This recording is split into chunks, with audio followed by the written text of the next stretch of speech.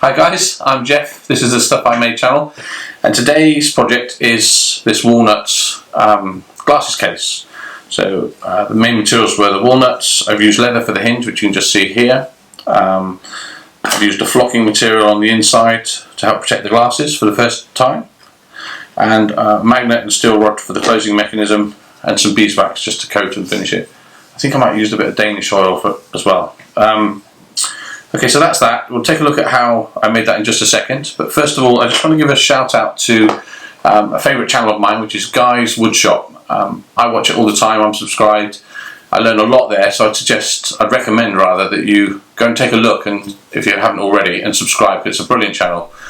So anyhow, on with the build. I've just selected a walnut board, and I'm just marking out a section to mill down that should give me plenty of wood for this project. Unfortunately, I don't have a piece that's thick enough, so I'm going to have to do some laminating, which will give a few more layers to this piece than I actually need. But I'm seeing this as a bit of a prototype anyway. So this is my miter saw station with the fold out wings.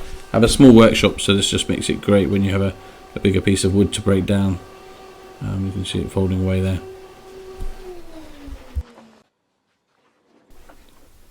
So I've quickly brushed over the milling down process. You've seen it 100 times before, I'm sure, but it goes through the thicknesser, the planer, and then ultimately the drum sander.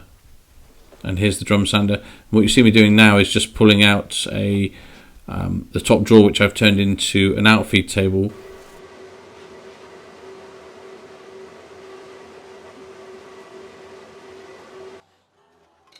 So I'm just using the glasses as a reference for the rough size for the final, well, close to final dimensions that I'll need for the glass case. So what you see just there in the background behind the saw blade there is dust extraction for the miter saw. It's very close to the back of the blade. It does a brilliant job. It gets really 98–99% of the dust. It works best if you make a cut from front to back first, and then go forward and back again through the groove, and you get them really, like I say, 98% of the dust. Here I'm just roughly estimating how much width I can remove from the stock to really reduce the width of the form, the final form, should I say.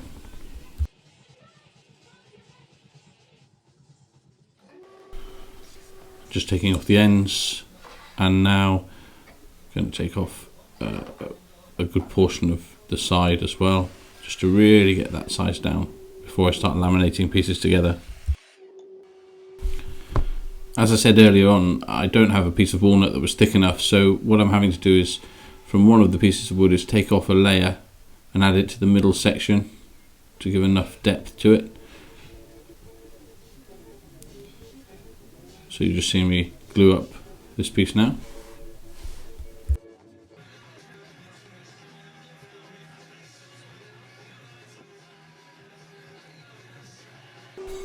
After the glue's dried, because it went through the bandsaw, the edge that the bandsaw leaves is slightly rough, so I'll just take it through the drum sander again just to ensure it's maintaining it square on four sides and smooth. And I'm just marking out now the inner piece that I would like to remove. Now, although you see me cut this out on the bandsaw, really a bit like a bandsaw box, really what I should have done is drilled out a hole and used the scroll saw. By using the bandsaw, it's just left me with one other glue line, really, which I could have avoided. But we learn from these things. So I'm just using CA glue to put that back face on. To keep a consistent width, I just took the cut all the way through rather than just one edge, but you could have just done one edge. But like I said, I should have used the scroll saw.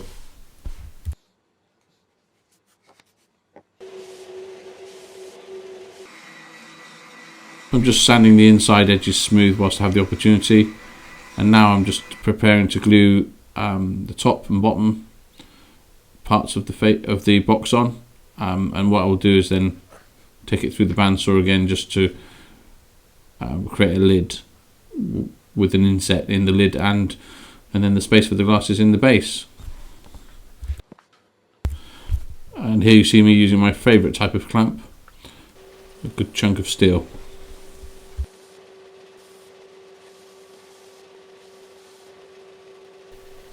and just tidying up the box again from the glue up of the top and the base. And now here I am creating a lid, and you'll see when it opens up in a second that you have that inset area both in the base and the lid, which I think just is a nice detail. You'll see it just now. There you go. And then again, like I say, cutting on the bandsaw leaves you slightly rough edges, so I'm just tidying them up. And off camera, unfortunately I've lost the footage for this, but I drilled a little inset there to put a magnet in, so I'm just using a bit of epoxy, 5-minute epoxy, and I'm putting a magnet into that cavity, and the magnet will be used as the lid closing mechanism. So in the base, what I'm going to do is I'm just marking up, and I don't know why, but I just don't have the footage, but I drilled using this drill bit, the hole, and then it's an old drill bit, so I took some of the shaft and cut it off, and I'm epoxying that shaft into this hole, and that lines up with the magnet and will form the holding mechanism for keeping it shut. And it's a really good firm fit. So I'm about to flock the inside of the box, and I'm masking off the areas that I don't want to be flocked, and I'm going to remove those remove where I do want to be flocked with a scalpel, and you'll see in a second that process. This is the first time I've flocked, and so I got a bag of black fibres and some black glue and a plastic flocking tube, which you'll see that process in a moment. I didn't do a great job of this. The final result is I can still see plenty of brush marks. I'm not sure if I didn't put enough glue or too much glue, but I'll have to experiment another time. And this is the black glue now, and I'm just coating the inside, trying to get as close to the edges as possible. If you can see anything wrong that I'm doing with this process apart from throwing the plastic bottle at it, then please leave a comment, let me know any tips or advice, because I didn't do very well on this.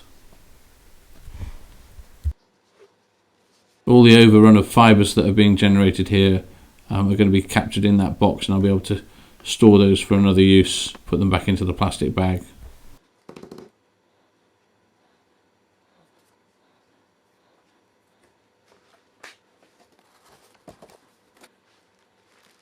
Okay, so I decided I wanted to use leather as a hinge, and I experimented with lots of different types of glue. I tried contact adhesive, wood glue, I think there's something called Palmer's glue, and the thing that was best overall was an epoxy resin.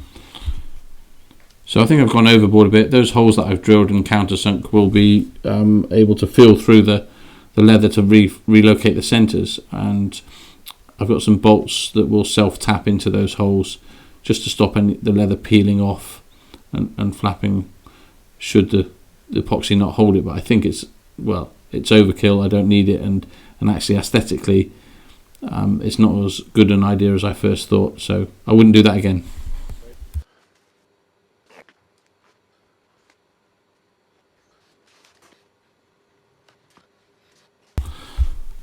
So now the epoxy's had a chance to dry, I'm just revealing the tape that held the box together and cutting roughly around the form of the box. Now I'm coming in a lot closer, and one of the things I'd planned to do and did do, was cut in at a slight angle just to take the edge off the leather, so there's less chance of it catching and peeling, and that worked really well. So a slight chamfer to the leather as well, and I'm just using some Resolene now to treat the leather to give it a good finish, so it'll take a nice shine, and that worked really well.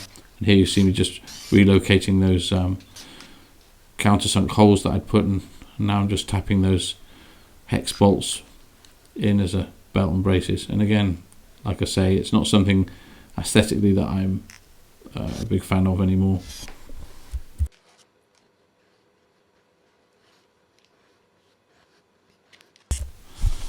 So this is 240 grit sandpaper.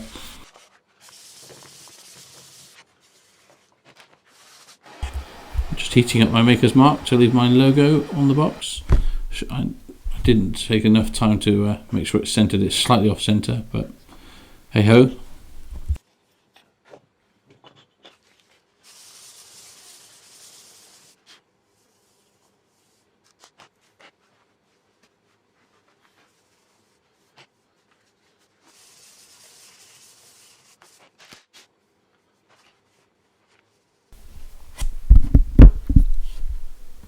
So I give the box 3 coats of beeswax. I also coat the leather as well. It just gives it a really great smell and a beautiful satin finish to the box. I've used it for a few months now and I'm really happy with it, so that's good. I learned a lot doing it. Anyhow, that's pretty much the video finished. There's a few still photos coming up, so if you just keep on watching. Please do subscribe, it helps me stay motivated to create content, and if you like the video, a thumbs up, and please feel free to comment with any advice or tips that you have for me or questions, and I'll try and answer them. Thanks a lot guys, appreciate it.